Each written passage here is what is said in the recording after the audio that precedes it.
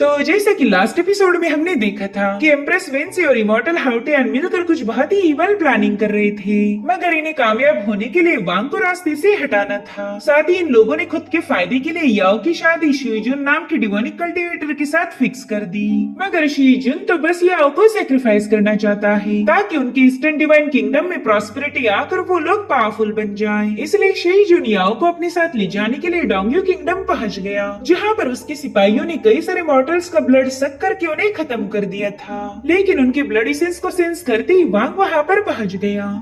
अब आगे तो इस एपिसोड की शुरुआत में हम देख पाते हैं कि शिवजन के चमचों ने वांग को चारों ओर से घेर लिया। वो बंदा कह रहा था कि पैलेस हॉल में तुमने मुझ पर हमला किया था, लेकिन उस वक्त मैं ज्यादा केयरफुल नहीं था, तो चलो अब देखते हैं तुम कितनी देर मेरे सामने टिक पाओगे। और फिर उस बंदे ने अपने सिपाही को हुक्म दिया कि जाओ जाकर इसे खत्म कर दो, जिस पर वो बंदा कह रहा था कि सीनियर मेरे से ज्यादा पावरफुल तो आप हो, तो मेरे ख्याल से आपने इसे खत्म कर देना चाहिए। तो बंदा कहता है कि जाओ जाकर इसे पहला घायल करो और बाद में आखिरी स्ट्राइक में मैं इसे मार दूंगा। इसलिए वो सभी लोग अपनी पावर्स को गैदर करते हुए वहाँ पर एक फॉर्मेशन सेटअप कर लेते हैं, जो कि वांग पर हेवी प्रेशर रिलीज करने लगा था। और इसी का फायदा उठाते हुए इन सिपाहियों का चीफ वांग पर हमला करने के लिए जंप लगा देता है। वांग उसे कह रहा था कि ये फालतू ट्रिक्स मेरे सामने नहीं चलने वाली, जिसके बाद वो बड़ी ही आसानी के साथ एक ही सेकंड में उस फॉर्मेशन को ब्रेक कर उन सभी को घायल कर देता है। साथ ही उसने अपने स्पीयर का यूज करते हुए उस बंदे पर कई सारे हमले कर दिए, जिससे वो तुरंत ही वांग के सामने रहम की भीख मांगने लगा। वो कह रहा था प्लीज मुझे बख्श दीजिए, मैं आइंदा से कभी किसी मॉर्टल को हर्ट नहीं करूंगा। जिस पर वांग कहता है ठीक है मैं तुम्हें जिंदा छोड़ता हूँ, मगर जिन लोगों को तुमने बेरहमी से खत्म किया था उनसे जाकर पूछ लो, अगर वो तुम्हें माफ करने के लिए तैयार है तो फिर मैं भी तुम्हें जिंदा छोड़ दूंगा। जिसके बाद वांग उसे खत्म करने ही वाला था कि तभी घोस्ट प्रिंसेस यूशी ने अपनी स्पीयर की मदद से वांग के अटैक को काउंटर कर लिया। वो वांग की तरफ आगे बढ़ते हुए कहने लगी कि तुमने हमारे ईस्टर्न डिवाइन किंगडम के कई सारे सिपाहियों को खत्म किया, क्या तुमने मुझसे इसकी परमिशन ली थी? जिस पर वांग कह रहा था कि जो डीमंस बेगुनाहों को ब्रूटली मार देते हैं उन्हें मैं सिर्फ एक नहीं बल्कि 1000 दफे मार सकता हूँ, और ये सब करने के लिए मुझे तुम्हारी जैसी 2 कौड़ी की डीमन से इजाजत लेने की कोई जरूरत नहीं। जिस पर यूशी कहने लगी कि अगर तुमने हमारे लोगों को खत्म किया तो तुम हमारी शिहाई क्लान के दुश्मन बन जाओगे। वांग कह रहा था शिहाई क्लान तो बस मामूली सा डीमन का एक झुंड है, भला मुझे उनसे कैसा डर। जिस पर यूशी कह रही तेरे बाद तुम तो बहुत बड़ी बड़ी बातें कर लेते हो, अब देखना हमारा शिहाई क्लान इसका कैसे बदला लेगा। उतने में ही वो घायल बंदा उसके पास आकर बताने लगा कि ये सन डाओजुन 1 नंबर का कमीना है, इसे तो अभी लगे हाथ खत्म कर दीजिए, वरना ये आगे चलकर हमारे लिए काफी सारी मुश्किलें पैदा करेगा। तो यूशी उस बंदे से कहती है कि मैंने तुम्हें पहले ही आगाह किया था कि यहाँ आने के बाद कोई मुसीबतें खड़ी मत करना, लेकिन तुमने मेरी एक नहीं सुनी, तुम्हारी वजह से हमारे कई सारे सिपाही मारे गए। तो बंदा अपना सिर पटक पटक कर उससे माफी मांगने लगा, लेकिन यूशी ने अपनी इवल पावर का यूज करके उसकी बॉडी को डिस्ट्रॉय कर डिमोनिक कोर को कलेक्ट कर लिया था। साथ ही वांग उससे कहता है कि अपने चमचों को कंट्रोल में रखो, अगर उन्होंने दोबारा से किसी को हर्ट किया तो मैं उनके साथ साथ तुम्हें भी सबक सिखाऊंगा। जो सुनकर यूशी तुरंत ही वहाँ से रवाना हो गई। इधर वांग भी आधी रात में जोंग के घर पहुँच गया था, साथ ही वो अपने साथ एक छोटा सा बेबी भी लेकर आया। तो जैंग उससे कहने लगा कि आप बिल्कुल फिक्र मत कीजिए, मैं इस बच्चे का अच्छे से ख्याल रखूंगा। साथ ही उससे पूछ रहा था कि आखिर ये बच्चा किस फैमिली से बिलोंग करता है, मगर वांग को इसके बारे में कोई आइडिया नहीं थी। वो उससे कहता है कि जब तक मैं वहाँ पर पहुँचा इस बच्चे के पेरेंट्स को ऑलरेडी उन डिमोनिक कल्टीवेटर्स ने मार दिया था, मैं तो बस इस बच्चे की ही जान बचा पाया। जो सुनकर इस जोंग को काफी ज्यादा गुस्सा आ जाता है। वो कहने लगा पता नहीं ये दुनिया एक बेहतर प्लेस कब बनेगी, कब यहाँ पर हमारे जैसे मॉर्टल्स सुकून से जी पाएंगे। इधर वो बच्चा काफी ज्यादा रो रहा था, साथ ही वो मजे में उसकी दाढ़ी भी खींचने लगता है। वांग को पता था कि ये बच्चा जोंग के साथ पूरी तरह से सेफ रहेगा, इसलिए वो तुरंत ही वहाँ से रवाना हो गया। वहीं दूसरी तरफ शिवजुन यूशी के पाँव दबाते हुए कह रहा था कि वो सन डाओजुन बेधड़क हमारे लोगों को खत्म कर रहा, ऐसा लगता है कि उस बंदे को हमसे कोई डर नहीं। जिस पर यूशी कहती है इसका भी इलाज होगा। तभी शिवजुन उसके पाँव दबाते हुए उसके साथ फ्लर्ट करने की कोशिश करता है, और ये बात यूशी को भी समझ आ चुकी थी। उससे कहती है कि बस कल ही हम याओ को लेकर यहाँ से रवाना हो जाएंगे, बस एक बार हमारा मिशन पूरा हो जाए, फिर देखना कैसे मैं उस सो डाओजून को प्यार और इत्मीनान से खत्म करूंगी। साथ ही वो शीजिन को अपनी तरफ खींच लेती है। अब ये सीन यहीं पर कट होकर हम याओ को देख पाते हैं, जो कि कोई लेटर लिखने में बिजी थी कि उतने में वहाँ पर मंकी और उसका मालिक पहुँच गया। वांग को वहाँ देखते ही मीशांग उसे इमॉर्टल बोलकर ग्रीट करने लगी। साथ ही याओ से बताती है कि तुम अपने कमरे में जाओ, मुझे सन डाओजून से कुछ जरूरी बात करनी है। वेल यहाँ पर मीशांग को भी इन दोनों पर शक हो रहा था। उसे लगता है कि जरूर से इन दोनों के दरमियान कोई चक्कर चल रहा। दरअसल उसे कोई आइडिया नहीं थी कि उसका यंग मास्टर वांग है। अब उसके वहाँ से जाने के बाद वांग अपना मास्क उतार देता है। याओ कह रही थी कि बचपन में तुमने और मीशांग ने मिलकर मुझे काफी ज्यादा परेशान किया। तुम दोनों कभी लेसन्स पर ध्यान नहीं देते थे, बस लड़ाई झगड़े करना और एक दूसरे को कूटना, यही तुम दोनों का फेवरेट काम था। अभी अगर मीशांग को पता चल जाए कि तुम वांग हो तो 2 दिनों के अंदर ही तुम दोनों की लड़ाइयाँ शुरू हो जाएगी। वांग को भी अपनी बचपन की बातें सुनकर काफी ज्यादा मजा आ रहा था और तभी वांग ने अपनी सिस्टर को 10,000 सोर्ड टैलिस्मान दे दिया। वो कह रहा था कि इसकी एक स्ट्राइक में ची कंडेंसेशन स्टेज के कल्टीवेटर जितनी पावर है, तो इसे अपने साथ रखिए, ये मुसीबत के वक्त आपको प्रोटेक्ट करेगा। साथ ही वांग ने उससे प्रॉमिस किया कि वो और मेहनत करके जल्दी से पावरफुल बनेगा, बस एक बार वो कल्टीवेशन के हायर लेवल पर पहुंच जाए, फिर वो ईस्टर्न डिवाइन किंगडम जैसे इवल सिख को जड़ से मिटाने का काम शुरू करेगा। वहीं पर याओ कह रही थी कि हमारे बाहर के दुश्मनों को खत्म करने के बाद हम वेंजी और उसके बेटों से हमारे फादर की मौत का भी बदला लेंगे। जिसके बाद वांग अपने मंकी को लेकर वहाँ से रवाना हो गया। याओ को याद आता है कि कैसे एम्परर ने उसे शीजिन के साथ शादी करने के लिए फोर्स किया। अगर वो इसके लिए मना करती तो डोंग्यू किंगडम के मासूम लोगों को बेवजह मारा जाता और इसी वजह से याओ ने शादी के लिए हाँ बोला था। अब अगले सीन में हम देख पाते हैं कि वांग ने कल्टीवेशन में काफी अच्छी प्रोग्रेस की, जो देख लिंगलोंग भी इम्प्रेस हो गई थी। वो उससे कह रही थी कि अगर ऐसे स्पीड से आगे बढ़ते गए तो तुम जल्दी इनलाइटनमेंट को हासिल कर लोगे। जिस पर वांग कह रहा था कि ये प्रोग्रेस काफी नहीं, मुझे जल्दी और ज्यादा इम्प्रूवमेंट करनी पड़ेगी, इतनी पावर में मैं अपने खतरनाक दुश्मनों को हरा नहीं सकता। तो मिंगलोंग उसे बताती है कि देखो जल्दबाजी करना अच्छी बात नहीं होती, और वैसे भी तुम मेरे जैसे जीनियस थोड़ी ना हो जो एक ही दिन में कई सारे लेवल्स को पार कर जाओ, इसलिए तुमने जो अचीव किया है उसी में खुश रहो। कॉन्ग्रेचुलेशन, आज तुम बॉडी रिफाइनिंग के 10वें लेवल पर पहुंच चुके हो। और उतने में ही मीशांग वहाँ पर आ गई। वो वांग को याओ का लेटर दिखा रही थी, जिसमें याओ ने बताया था कि तुम लोग मेरी फिक्र मत करो, मेरे पास एक प्लान है। मगर याओ ने तो बस अपने भाई को इस मसले से दूर रखने के लिए झूठ बोला था। वो कहती है कि अगर इन लोगों ने मुझ पर हमला किया तो मैं इस टैलिस्मान को डिस्ट्रॉय कर उन्हें भी खुद के साथ खत्म कर दूंगी। और तभी वो देखती कि टाउन के लोग उनकी कैरेज का रास्ता रोक रहे हैं, तो शीजिन तुरंत ही अपने सिपाहियों के हाथों इन लोगों पर हमला करवा कर कैरेज को लेकर वहाँ से रवाना हो गया।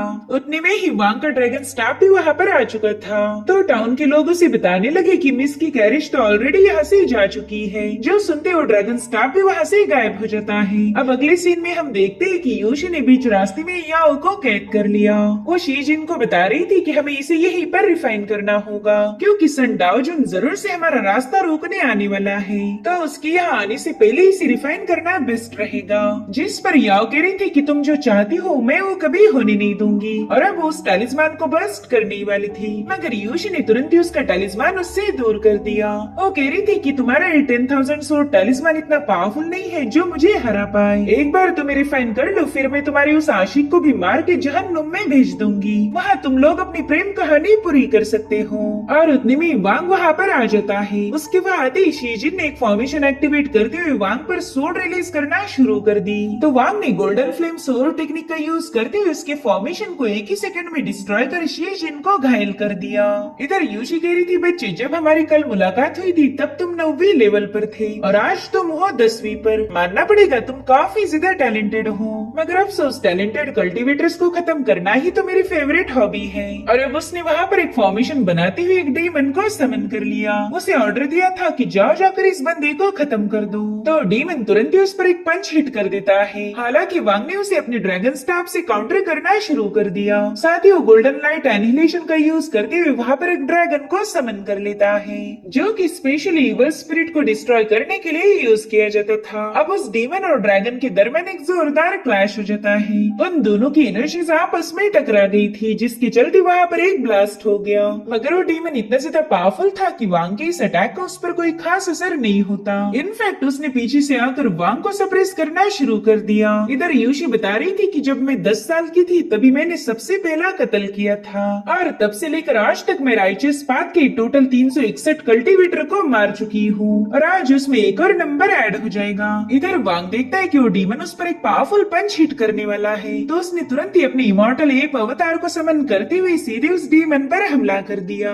उसे एक ही अटैक में घायल कर गोल गोल घुमाते हुए हजारों कोसों मील दूर फेंक चुका था, जो देखकर यूशी भी थोड़ी सी इम्प्रेस हो गई। वो कह रही थी कि तुम इतनी लो लेवल पर होकर भी तुमने काफी अच्छा परफॉर्म किया, तो चलो फिर देखते हैं तुम मेरी इस मूव को कैसे हैंडल करोगे। जिसके बाद वहाँ पर डार्क थंडर सोल डिवावर को समन करते हुए वांग पर हमला करने लगी, मगर वांग की बॉडी से रिलीज होने वाली डिवाइन ऑरा उसे डिस्ट्रॉय करने में लग जाती है। तब तक वांग अपने ड्रैगन स्टाफ को काफी इनॉर्मस बना देता है। यूशी को लग रहा था कि अरे ये थोड़ी ना मेरा कुछ बिगाड़ पाएगा, साथ ही उसने अपने आसपास एक पावरफुल शील्ड भी बना ली थी, मगर उस ड्रैगन स्टाफ ने बड़ी आसानी के साथ उस शील्ड को ब्रेक करते हुए यूशी को क्रश कर दिया। यूशी को लगा नहीं था कि वो वांग के हाथों इतनी आसानी से मारी जाएगी। अब उसकी मौत के बाद वांग ने अपनी सिस्टर को भी आजाद कर लिया, जिसके बाद ये लोग शीजिन के पास चले जाते हैं। तो शीजिन उससे कहने लगा कि लूजर को मौत ही मिलनी चाहिए, आओ और मुझे खत्म करो क्योंकि मैं तुम्हारे सामने हार मानता हूँ। मगर वांग उस पर अटैक नहीं करता,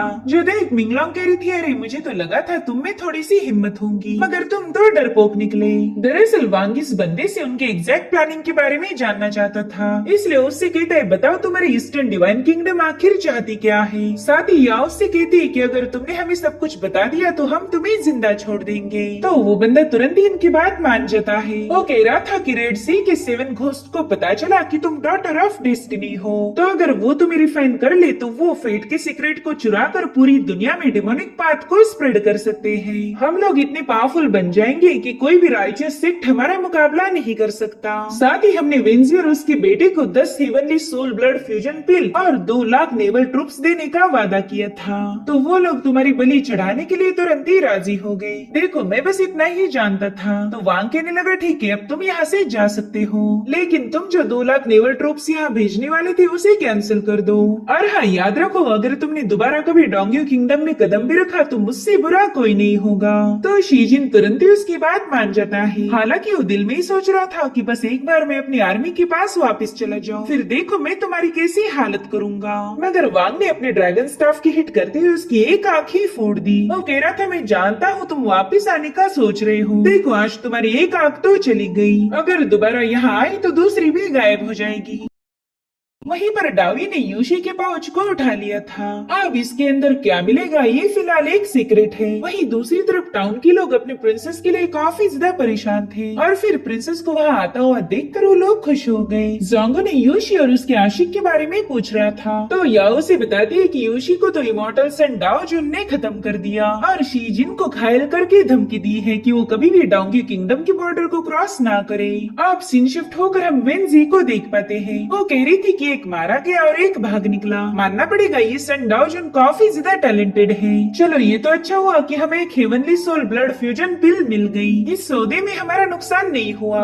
जिस पर एम्परर हाउ गुस्से में कह रहा था कि आपको तो पिल मिल गई लेकिन मेरा क्या, मुझे 2 लाख ट्रूप्स मिलने वाले थे और वो मेरे हाथ से चले गए। साथ ही साथ टाउन के लोग अब मेरे खिलाफ बगावत पर उतर आए हैं और ये सब उस कमीने डाओ जुन और याओ की वजह से हुआ। मेरा तो दिल कर रहा कि मैं अभी जाकर उन दोनों को खत्म कर दूं। जो सुनते ही वेंजी उस पर गुस्से में चिल्लाने लगी। वो कह रही थी कि तुम एक एम्परर हो मगर तुम्हारा खुद के गुस्से पर जरा भी काबू नहीं। जरा अपने छोटे भाई को देखो, चाहे हमारा कितना भी नुकसान क्यों ना हो जाए वो हमेशा अपना दिमाग ठंडा रखता है। तभी युआनचेन कह रहा था कि अगर हम उस सन डाओ जुन और याओ की शादी कर दे तो टाउन के लोग अपने आप खामोश हो जाएंगे, यहाँ पर कोई मसले खड़े नहीं होंगे, जिसके चलते आपको भी आपकी कल्टीवेशन के लिए टाइम मिल जाएगा।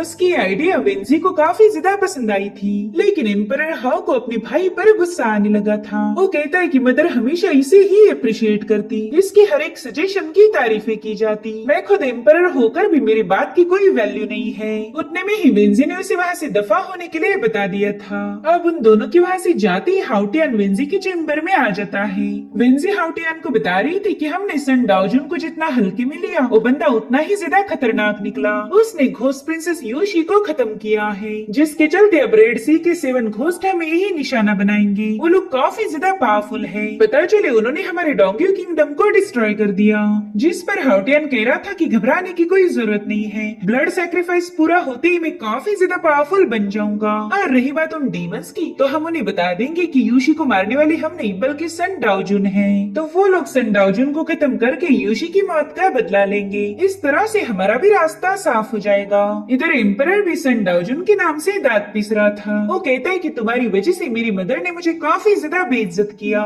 बस देखते जाओ मैं तुम्हारा क्या हशर करता हूँ। तुम्हारी वजह से मुझे जितना भी जलील होना पड़ा मैं उसका बदला लूंगा। और इसी के साथ एपिसोड यहीं पर एंड हो जाता है। Thank you so much for watching. Bye bye, take care.